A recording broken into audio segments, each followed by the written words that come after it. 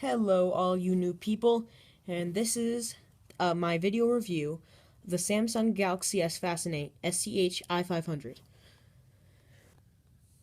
I've been using this phone for about a year now, and it's been an okay experience. This thing has held up to wear and tear very well. It's been in my family for about five years, and see, it's just now getting one scratch on the screen.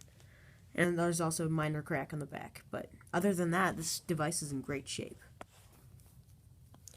Let's talk about the negatives first. This is running a super old version of Android, and there's really no way to update it. And second, the default browser is Bing, and there's really no way to uninstall it. So it brings for a less than average user experience. Another bad part about this phone is that the speaker is fairly inconsistent. Sometimes it can get super loud when you don't want it to, and sometimes it's just so quiet when you're trying to listen to something. Right now, this is really loud, but in a second, I'll show you a super quiet video. This is Jason Derulo's Talk Dirty from Mikey Bolts. I like it when you get to hew the holes. On that flight that you get on. Really cool. This is where the speaker gets really quiet. Here, watch. Yeah, this is playing right now, and it's super quiet. The last negative that I would like to talk about is the battery life and the 3G. The 3G is just plain awful. I know this is an older smartphone, but even some smartphones at that time had some 4G on there. It wasn't the best 4G, but at least it was something. And the battery life, on constant use, sometimes it can be around for 30 minutes to an hour. That doesn't add up very well. So it depends how much apps you have on there. But for me, I don't have very many, and I still get awful battery life. Now let's get on to some positives. First up, the screen. It is a 720p, very crisp display.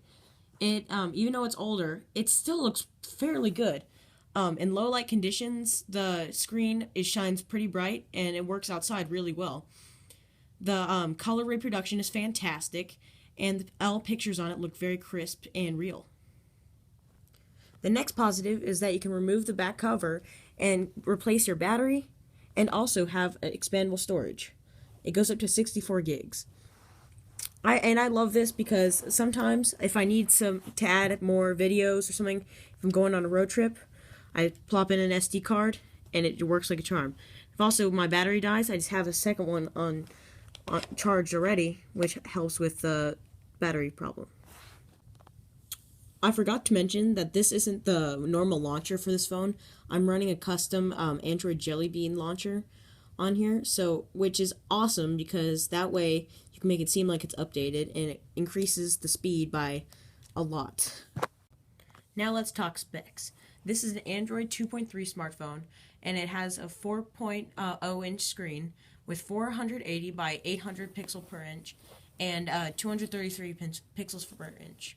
It runs a Super AMOLED screen, and it's multi-touch screen. The camera has a measly 5 megapixels, and it has a regular LED flash, but it does have a 720p HD camcorder.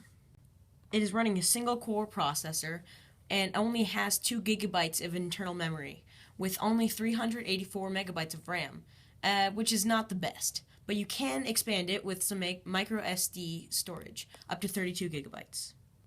Some models you can get the storage into 64 gigabytes. And finally, the battery is only a 1500 milliamp battery.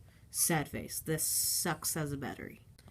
This thing still goes, many years later, out for $200. You can get the Moto G for the same price, even though it's better in almost every single way, and it's updated to the newest version of 4.4.2 KitKat. My final thoughts on this phone are, it's a good deal for someone who isn't very tech savvy and who just wants a simple smartphone that doesn't do so much. I give it a 6 out of 10.